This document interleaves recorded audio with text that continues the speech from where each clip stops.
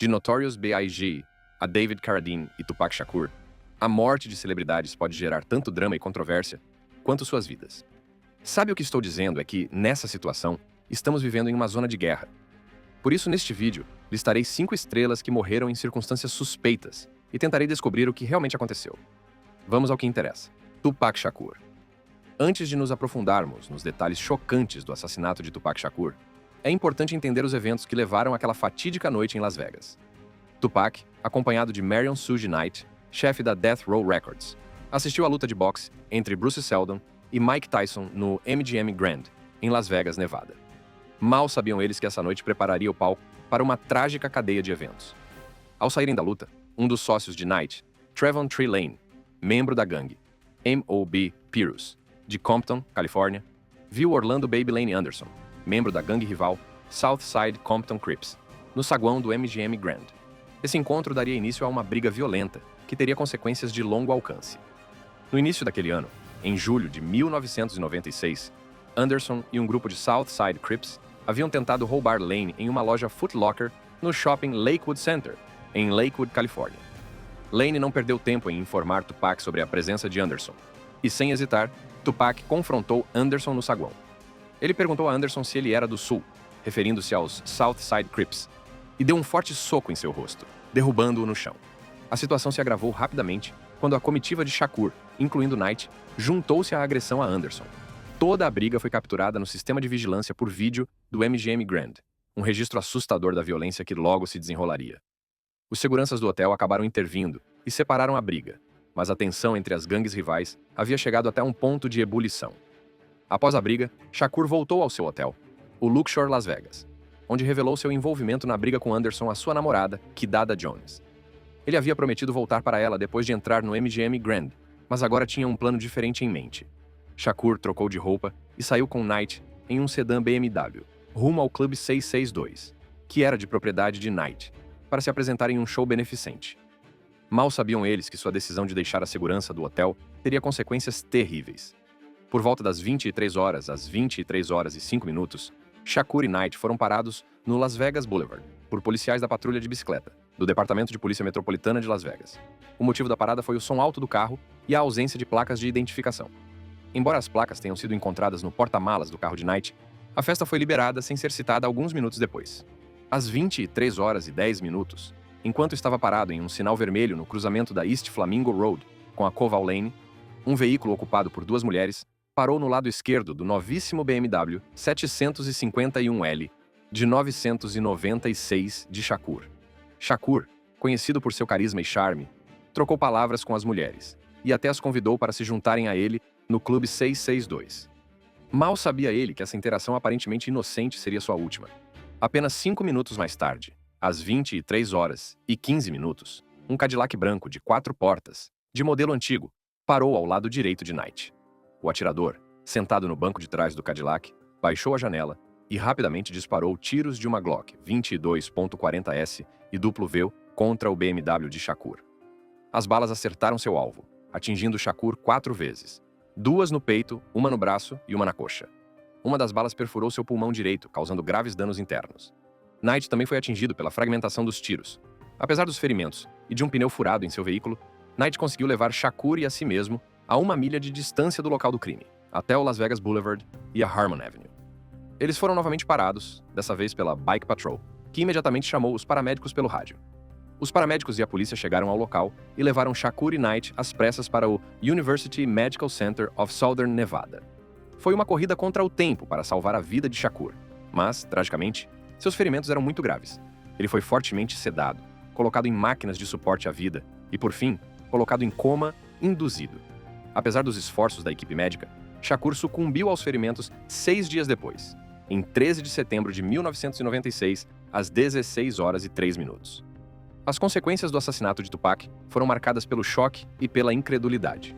O setor musical, os fãs e o público em geral tiveram dificuldades para lidar com a perda de um artista tão talentoso e influente. A investigação de seu assassinato enfrentou inúmeros desafios. As testemunhas não cooperavam e as pistas pareciam se dissipar. O caso ganhou ares de mistério, deixando muitas perguntas sem respostas. Rumores e teorias giraram em torno das circunstâncias do assassinato de Tupac. Alguns especularam que foi resultado da rivalidade entre a costa leste e a costa oeste do hip-hop, com o The Notorious B.I.G. e seus associados sendo implicados.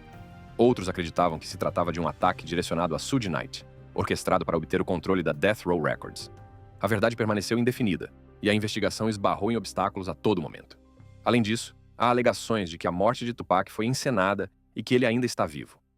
Essas teorias sugerem que Tupac fingiu sua morte para escapar das pressões da fama e viver uma vida no anonimato.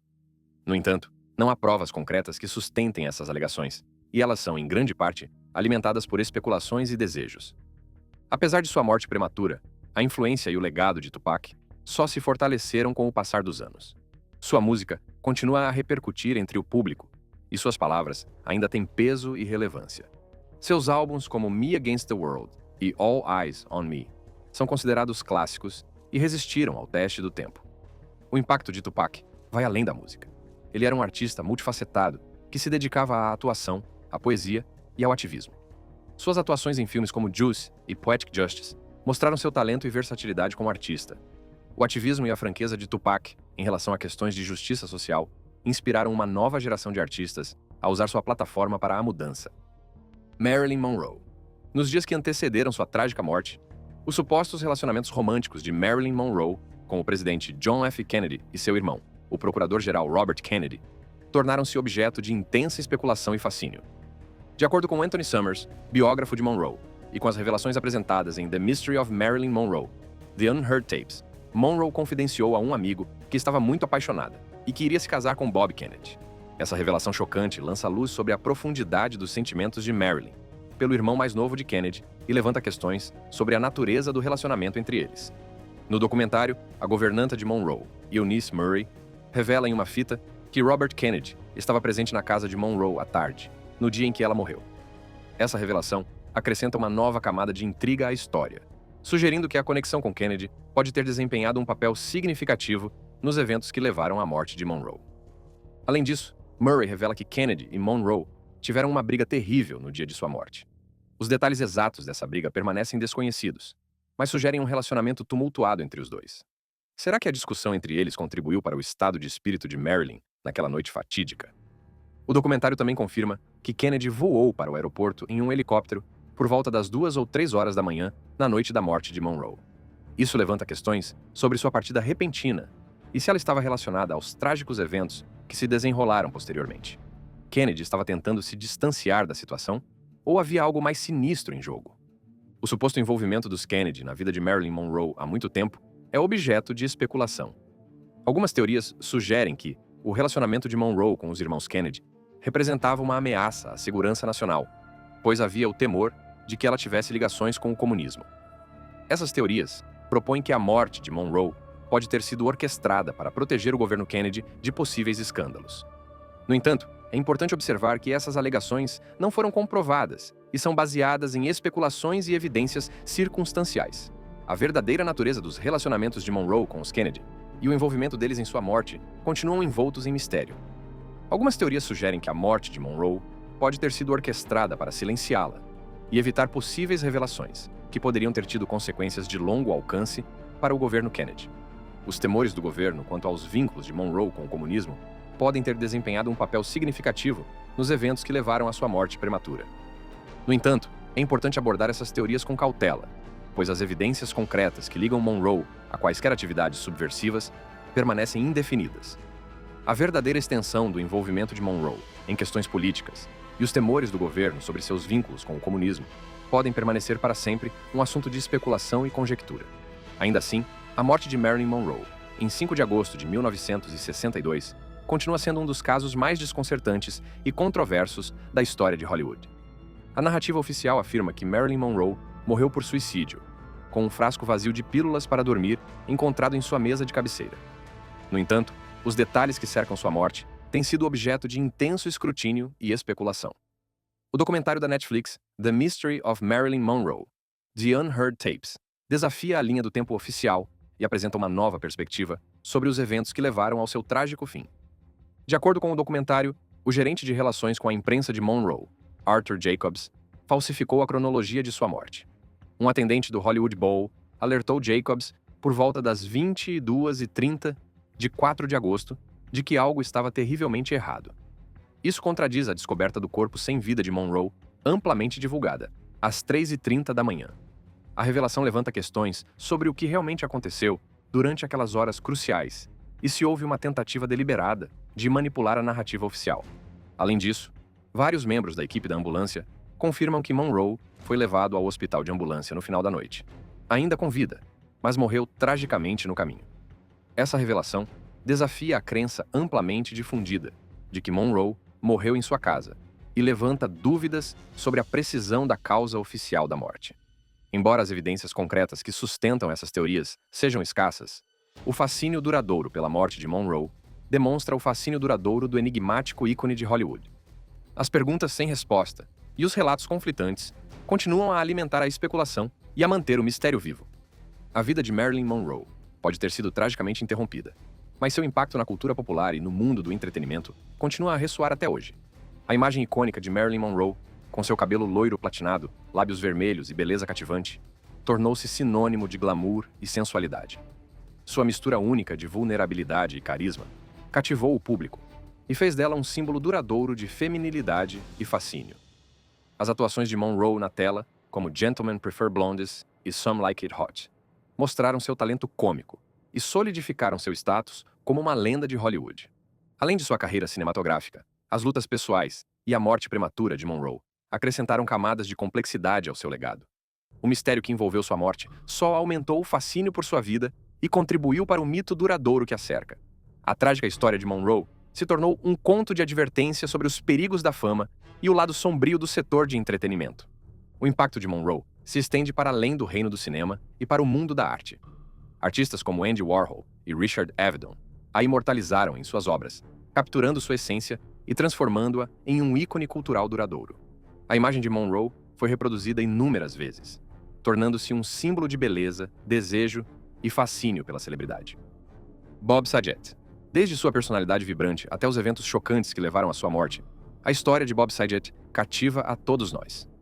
Era 7 de janeiro de 2022, quando o comediante de 65 anos chegou ao luxuoso hotel, aparentemente cheio de vitalidade, como um homem com metade de sua idade. Testemunhas se lembram do comportamento alegre de Saget, ao contar piadas e acenar para as pessoas no saguão. Ele estava de bom humor, irradiando energia positiva. Sempre que os fãs se aproximavam dele para tirar selfies, ele pegava seus celulares avidamente, brincando enquanto capturava os momentos com eles. A risada contagiante de Saget enchia o ar, deixando uma impressão duradoura naqueles que tinham a sorte de encontrá-lo. Mas o que levou Bob Saget ao Ritz-Carlton naquele dia? Alguns especulam que foi uma escapada bem merecida, uma chance para o amado ator relaxar e descontrair. Outros sugerem que ele poderia estar na cidade para um projeto secreto ou um evento particular. Seja qual for o motivo, a presença de Saget no hotel logo se tornaria o centro de um mistério trágico e desconcertante. À medida que o fim de semana avançava, a atmosfera que cercava a estadia de Saget tomou um rumo sombrio. Em 9 de janeiro, o impensável aconteceu. Saget foi encontrado sem vida na cama de seu quarto de hotel, deixando todos atônitos e levantando inúmeras questões sobre como uma figura tão vibrante e amada poderia ter um fim tão repentino e trágico. Para montar o quebra-cabeça, os investigadores recorreram às imagens de vigilância do hotel. A última vez que Saget foi capturado pela câmera, ele foi visto saindo do elevador no 9º andar. Caminhando pelo longo corredor em direção ao seu quarto, nada parecia fora do comum. Saget não demonstrou sinais de angústia ou desconforto. Às 2h17 da manhã, usando seu cartão-chave, Saget entrou em seu quarto. Ele pendurou um cartaz de "Não perturbe" na maçaneta, sinalizando seu desejo de privacidade, e trancou a porta por dentro. Ninguém sabia que essa seria a última vez que Saget seria visto com vida. Na tarde seguinte, os seguranças do hotel fizeram uma descoberta terrível. O corpo sem vida de Saget estava no quarto, cercado por um ar de mistério. As autoridades vasculharam meticulosamente a cena do crime, em busca de pistas que pudessem esclarecer os eventos que levaram à sua morte. A investigação os levou ao banheiro, onde verificaram as mesas de apoio e os balcões de mármore, em busca de vestígios de sangue ou cabelo. Surpreendentemente, não encontraram nenhum.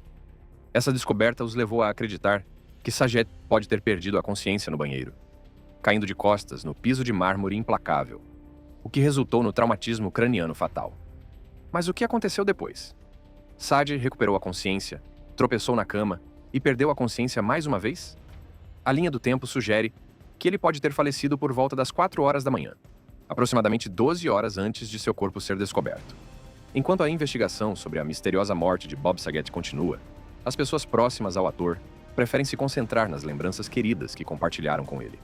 A co-estrela de Full House, Candace Cameron Bure, reflete sobre as risadas e os bons momentos que passaram juntos, determinada a manter vivo o legado de Saget.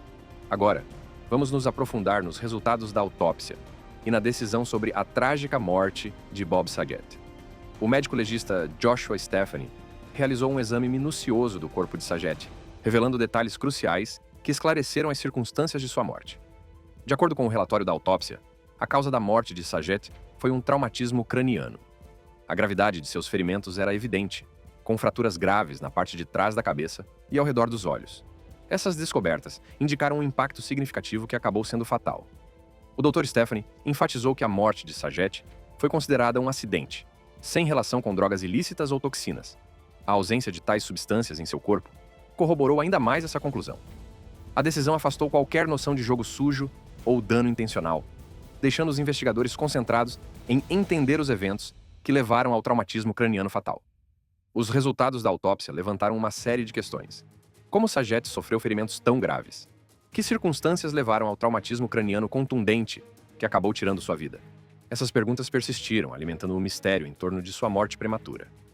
O fato de a morte de Saget ter sido considerada um acidente encerrou um pouco a investigação. No entanto, isso pouco fez para acabar com as perguntas persistentes e a sensação de perda sentida por sua família, amigos e fãs em todo o mundo. A morte repentina e trágica do querido comediante deixou um vazio no setor de entretenimento e no coração daqueles que o admiravam.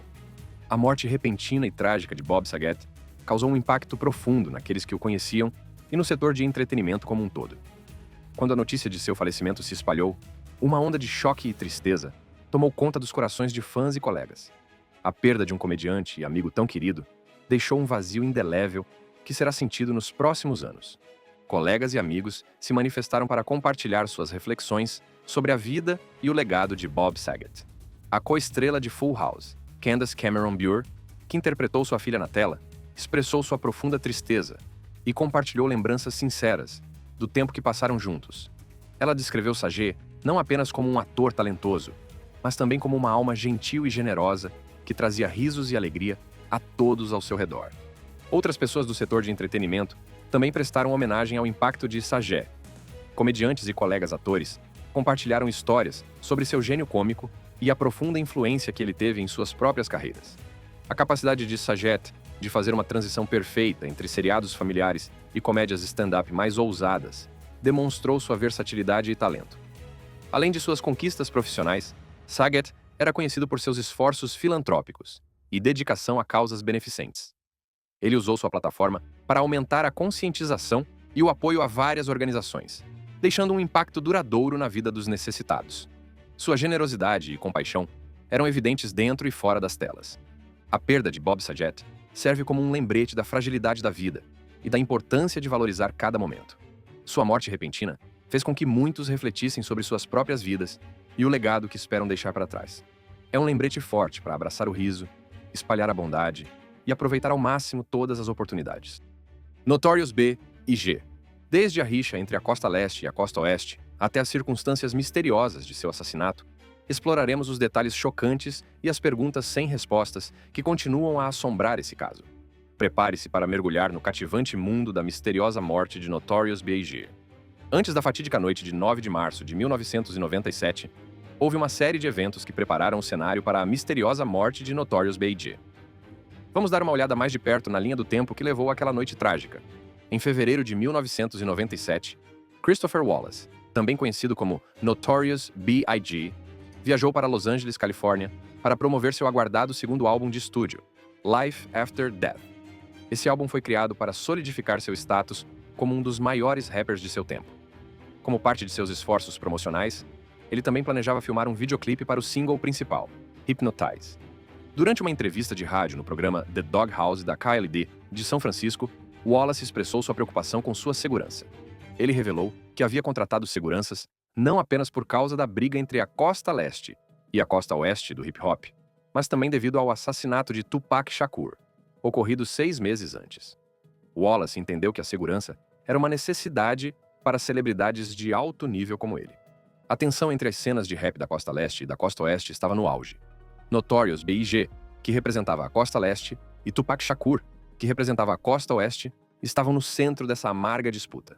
A rivalidade se intensificou com faixas de discórdia e insultos públicos, criando uma atmosfera volátil no setor musical.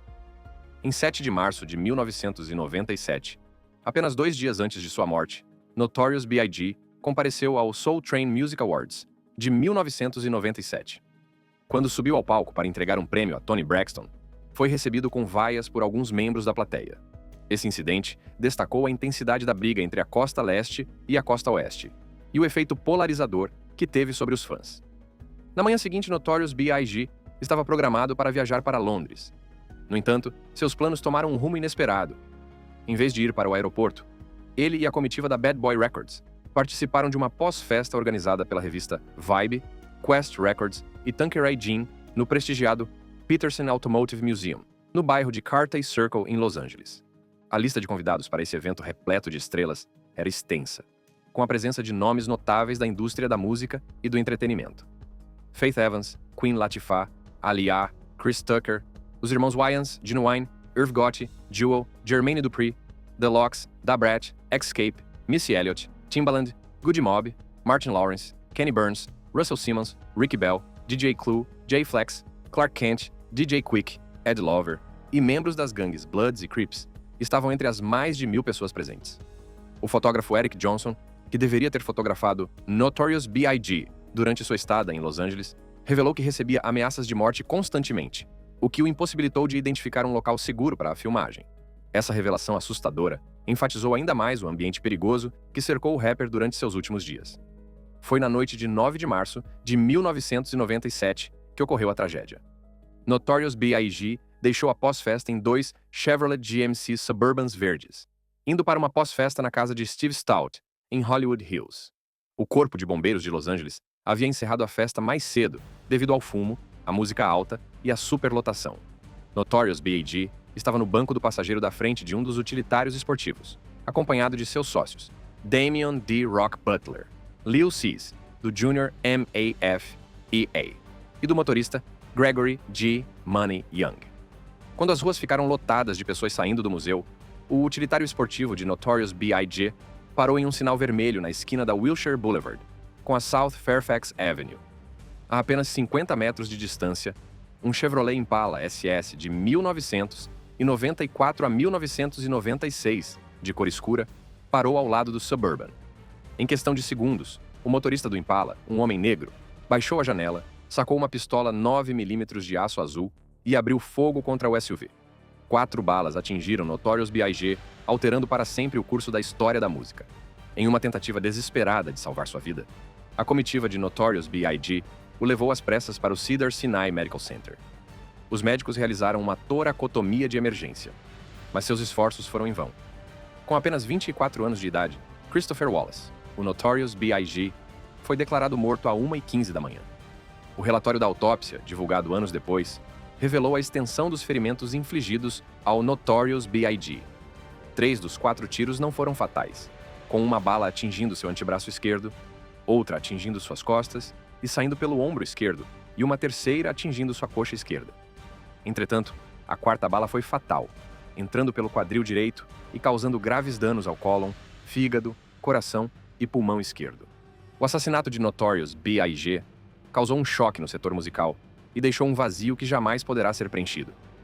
Artistas e fãs de hip-hop de todo o mundo lamentaram a perda desse talentoso contador de histórias e gênio das letras. Os trágicos eventos daquela noite marcaram um ponto de virada na disputa entre a Costa Leste e a Costa Oeste e deixaram um impacto duradouro no mundo do rap. A investigação, desvendando o mistério. Após o chocante assassinato de Notorious B.I.G., foi iniciada uma intensa investigação para descobrir a verdade por trás de sua morte prematura. No entanto, o caminho para a justiça foi marcado por controvérsias, teorias conflitantes e falta de provas concretas. Vamos nos aprofundar nos detalhes da investigação e nas várias alegações que cercaram esse caso desconcertante. Imediatamente após o tiroteio, começaram a surgir relatos ligando o assassinato de Notorious B.I.G. ao assassinato de Tupac Shakur 6 meses antes. Os tiroteios e a altamente divulgada rixa entre a Costa Leste e a Costa Oeste na qual os dois rappers eram figuras centrais, alimentaram a especulação de uma conexão entre os dois assassinatos. Entretanto, apesar dessas especulações, nunca surgiram provas concretas que implicassem diretamente o Notorious B.I.G. na morte de Tupac. Após o assassinato de Notorious B.I.G., surgiram duas teorias principais. Uma teoria implicava Marion Suge Knight, o chefe da Death Row Records, como o orquestrador do assassinato. Essa teoria sugeria que Knight buscava vingança pela morte de Tupac Shakur, que também era da Death Row Records, em um tiroteio semelhante. O motivo alegado estava enraizado na amarga rixa entre a Costa Leste e a Costa Oeste, e no desejo de eliminar artistas rivais. A segunda teoria apontava para o envolvimento de policiais corruptos do Departamento de Polícia de Los Angeles, LAPD, no assassinato. Essa teoria ganhou força devido à corrupção desenfreada dentro do Departamento de Polícia de Los Angeles na época, especialmente na infame divisão Rampart. Seja qual for o caso, nunca saberemos. David Carradine. Em 4 de junho de 2009, a vida de Carradine teve um fim trágico, deixando o mundo em choque. Inicialmente classificado como suicídio, as circunstâncias de sua morte logo se tornaram misteriosas. Desde a descoberta de seu corpo sem vida até os relatórios conflitantes da autópsia, examinaremos cuidadosamente as informações disponíveis para separar os fatos das especulações. Naquele fatídico dia de junho de 2009, o mundo ficou atônito com a notícia da morte de David Carradine. A investigação inicial revelou uma cena sombria, um corpo sem vida, pendurado em um cordão de cortina no closet, apertado de um quarto de hotel em Bangkok. A hipótese imediata foi de suicídio, mas, à medida que o caso se desenrolava, surgiram relatos conflitantes, lançando dúvidas sobre as conclusões oficiais. Inicialmente, as autoridades locais concluíram que Carradine havia tirado a própria vida. Entretanto, como sua família e amigos se recusaram a aceitar essa explicação, a causa da morte foi posteriormente alterada para asfixia acidental. Essa nova conclusão sugeriu que Carradine havia se envolvido em uma prática sexual conhecida como asfixia autoerótica, que havia dado tragicamente errado. Mas nem todos ficaram convencidos. Marina Anderson, ex-mulher de Carradine, discordou veementemente das conclusões oficiais. Em seu livro de memórias, David Carradine, The Eye of My Tornado, ela apresentou um argumento convincente contra a teoria da asfixia acidental. Anderson apontou que os detalhes que envolviam sua morte simplesmente não se alinhavam com seu comportamento. De acordo com Anderson, Carradine tinha uma queda por práticas sexuais excêntricas, incluindo bondage e ser sufocado até o orgasmo. No entanto, ela argumentou que o relatório sobre sua morte não fazia sentido. Para David, fazer isso acidentalmente com ele mesmo não é o ato. Ele nunca voou sozinho quando estávamos juntos. Isso não se encaixava no cenário. David gostava de participar, explicou ela. Além disso, Anderson destacou as evidências físicas que contradiziam a teoria da asfixia acidental. Ela apontou que as marcas encontradas no pescoço de Carradine não eram consistentes com ferimentos auto-infligidos. Não é possível ter marcas no pescoço apenas por ter feito uma asfixia autoerótica ou sexual. Isso passou dos limites. Houve algo muito estranho que aconteceu, afirmou ela. Os relatos conflitantes e as dúvidas de Anderson levantaram mais perguntas do que respostas. A morte de Carradine foi realmente resultado de asfixia acidental? Ou havia algo mais sinistro em jogo? O mistério se aprofundou à medida que teorias começaram a surgir, sugerindo que pode ter havido crime. Na busca por respostas sobre a morte de David Carradine, uma teoria inesperada surgiu de uma fonte improvável, o advogado de sua família, Mark Geragos. Geragos propôs uma explicação controversa que causou comoção na mídia e no público. Ele sugeriu que uma misteriosa seita de assassinos secretos de Kung Fu pode ter sido responsável pela morte prematura de Carradine. Embora essa teoria possa soar como algo saído de um filme, Geragos a apresentou como uma possibilidade séria. Ele acredita que o envolvimento de Carradine no mundo das artes marciais e seu papel icônico na série Kung Fu podem ter atraído a atenção de um grupo clandestino com intenções mortais. A ideia de assassinos secretos especializados em Kung Fu pode parecer exagerada, mas acrescentou mais uma camada de intriga a um caso que já era desconcertante. Geragos não forneceu provas concretas para apoiar sua teoria, mas argumentou que ela era tão plausível quanto os outros aspectos chocantes da morte de Carradine. Ao longo dos anos, a morte de David Carradine continuou a cativar a atenção do público, levando ao surgimento de mais detalhes e controvérsias em torno do caso. Essas revelações apenas aprofundaram o mistério e alimentaram a especulação sobre o que realmente aconteceu naquele fatídico dia de junho de 2009. Um aspecto que veio à tona foi a complexa vida pessoal de Carradine. Ao longo de sua carreira, ele ficou conhecido por seus vários casamentos e relacionamentos. Sua quinta esposa, Annie Bierman, estava com ele no momento de sua morte. No entanto, Algumas pessoas questionaram a natureza do relacionamento deles e se havia alguma tensão ou conflito subjacente que pudesse ter contribuído para os trágicos acontecimentos. Outra controvérsia que surgiu foi o envolvimento da empresa que produziu o último filme de Carradine, Stretch. Annie Bierman, esposa de Carradine, entrou com um processo por homicídio culposo contra a MK2 Productions, alegando que a empresa foi responsável por sua morte. O processo acabou sendo resolvido em $400 mil, mas levantou dúvidas sobre o possível papel da produção do filme nas circunstâncias da morte de Carradine. Além disso, os relatórios conflitantes da autópsia e a condução da investigação também geraram polêmica. Alguns criticaram a pressa inicial de classificar a morte de Carradine como suicídio, sem explorar completamente outras possibilidades.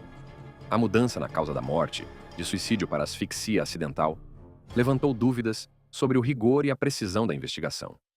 Com o passar do tempo, a sede do público por respostas não diminuiu. A morte de David Carradine continua sendo um mistério não resolvido, sem nenhuma conclusão definitiva.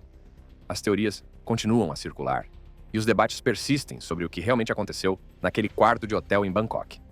Obrigado por assistir. Clique nos vídeos em sua tela.